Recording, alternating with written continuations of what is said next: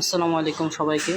তো আজকে আমার সাথে একটা ঘটনা ঘটছে। তো ঘটনাটা হচ্ছে আজকে হচ্ছে গিয়ে আমি আমার পাসপোর্টটা জমা দেওয়ার জন্য, পাসপোর্টের যে ফর্মটা, সেই ফর্মটা জমা দেওয়ার জন্য পাসপোর্ট অফিসে আসছি। তো পাসপোর্ট অফিসে আসার পরে তো ওইখানে আমার কিছু কাগজের সমস্যা ছিল। তো সমস্যাটা আমি জানাইছি ওনাদেরকে যে আমার এই পাসপোর্টে এই সমস্যাগুলো হয়েছে। তো তারা কী করলো, যে বলতেছে যে এটা তুমি তোমার ওইখান থেকে কারেকশন করে নিয়ে আসো। তো আমি আমার বাসা গ্রাম ধামুরা। তো ওইখান থেকে গিয়ে আসতে যাইতে তো অনেক টাকা খরচা হয়। তো তারপরেও আমি গিয়ে আমার কারেকশন করলাম। তো যা যা সমস্যা ছিল সব ক্লিয়ার করলাম। তো ক্লিয়ার করার পরে আমার আম্মুকে নিয়ে আসছি আমি বরিশাল। ওনারা বলছে যে বরিশালে আসার সময় তোমার আম্মুকে নিয়ে আসবো, কারণ যেহেতু তুমি আন্ডার 18। তো আমি গেলাম। তো যাওয়ার পরে তারা বলতেছে যে আসছো এখন, মানে 3টা পর্যন্ত তাদের সব কিছু কাজ চলতে থাকে, ঠিক আছে। তো বলল যে আসো, তাই আসো এখন, মানে কোনো লোক নেই ভিতরে, যে যারা ফর্মটা জমা নেবে এরকম কোনো লোক পাইনি আমি ভিতরে। তো ভিতরে পাওয়ার পরে তো আমি জিজ্ঞেস করতেছি যে বাইরে আনসার থাকে আর কিছু থাকে। হুম আহ, মানে ভিতরে কোনো টিম থাকে আর 2জন পুলিশ থাকে। তো পুলিশকে আমি বলতেছি যে ভাইয়া, তো এখন তো 3টা পর্যন্ত খোলা থাকে, তো এখন কি লেগে লোক নাই, ভিতর কোনো লোক নাই কেন? আমি তো ফর্মটা নিয়ে আসছি অনেক কষ্ট করে, আজকে আমার সারাদিনে প্রায় 1000 টাকার উপরে খরচা গেছে, যাওয়া আসা খাওয়া দাওয়া নিয়ে। তো যেহেতু পাসওয়ার্ডের কাজ, মানে দৌড়োদৌড়ির বিষয়, তো সব করলাম।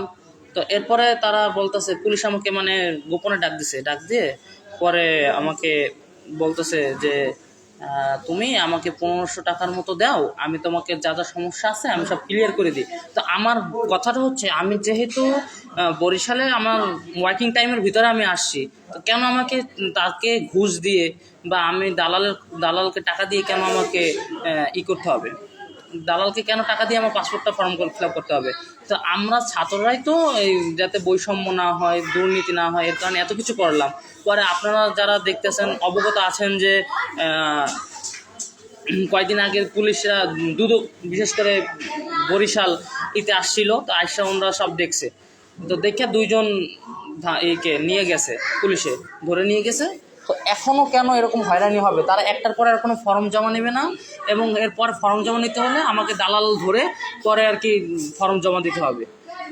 এই যদি হয় আমাদের বাংলাদেশের অবস্থা, তাহলে এখানে আমার মানে বলার কিছুই নেই। আমি আজকে সারাদিনে প্রায় আমার অনেক, মানে আমার আম্মু অনেক অসুস্থ শারীরিকভাবে, তাকে নিয়ে আমি হসপিটালে আসছি। এখন আমি বর্তমানে লেভেইড হসপিটালে আছি।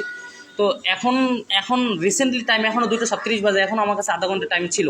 3টা পর্যন্ত তাদের ওয়ার্কিং টাইম থাকে, আমি সব কিছু দেখলাম পরে। কিন্তু এখন তারা মানে বলতেছে যে না, তো ফর্ম নেওয়াই যাবে না, ফর্ম এখন তারা নেয় না, তারা একটার পরে আর নেয় না, মানে তারা খুবই ভিআইপি লোক, তারা একটার পরে আর কোনো ফর্ম নিতে পারবে না। আমরা মানে একটার ভিতরে আসতে হবে সব। এখন দেখেন আমি 9টার ভিতরে এখানে উপস্থিত ছিলাম, তো আমার ফর্মটার যে সমস্যা ক্লিয়ার করে আস্তে আস্তে তো আমার দেরি হবেই। তো আমি 1:49-এ আমি এখানে আসছি, 1:49-এ আসছি, তো তারা মানে নিবেই না। আমার আম্মু অসুস্থ মনে তাকে দাঁড়া করাই আমি অনেক দৌড়াদৌড়ি করলাম, তো হইল না। পরে আমি 999-এ ফোন দিছি। পরে ওনাদের পাসপোর্ট অফিসের অধিদপ্তরদের ফোন দিছি। তো তারা কেউই মানে আমাকে একটা যে সঠিক তথ্য দিবে, তারা কোনো সাহায্যই করতে পারলো না আমাকে। মানে আমরা কোন দেশে বাস করতেছি, আমি লজ্জিত যে আমি বাংলাদেশের নাগরিক হিসেবে জন্ম নিয়ে। এর চেয়ে বাজে কথা আমার মনে হয় আর মুখে কিছু আসতেছে না। এত কষ্ট করলাম আমি, এত দৌড়াদৌড়ি করলাম সারাদিনে, তারপরে যখন এই অবস্থা একটা জিনিসের, মানে আমার বলার আর কিছু নাই। তো এটাই ছিল বলার কথা। আর মনে হয় মানে আমার এখন যে এত পরিমাণ রাগ হইতেছে, মানে 2 দিন আগে কিন্তু দুদক আসে 2জন দালালদের ধরে নিয়ে গেছে। তো এখনও কেন আমাকে একটা সরকারি কাজ করার জন্য, আমি তো সেটা টাকা দিচ্ছি সরকারের, যে 4000, আমার পাসপোর্ট 48 পেজের পাসপোর্ট করতে 4025 টাকা লাগে, আমি তো সব টাকা পেমেন্ট করেই আসছি, ঠিক না?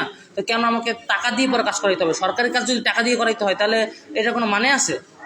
যতদিন না মানুষ নিজের এইটা থেকে মানে কোনো বিচার না হয়, মানে আমি পাসপোর্টের জন্য আর আবেদনই করবো না। আমার যাই হয়ে যাক না কেন, এটা মানে খুবই বাজে হয়েছে আমার সাথে বিহেভিয়ারটা। আমি এটা সবার কাছে বিচার চাই। আর দয়া করে সবাই লাইভটা শেয়ার করে দেবেন। আসসালামু আলাইকুম।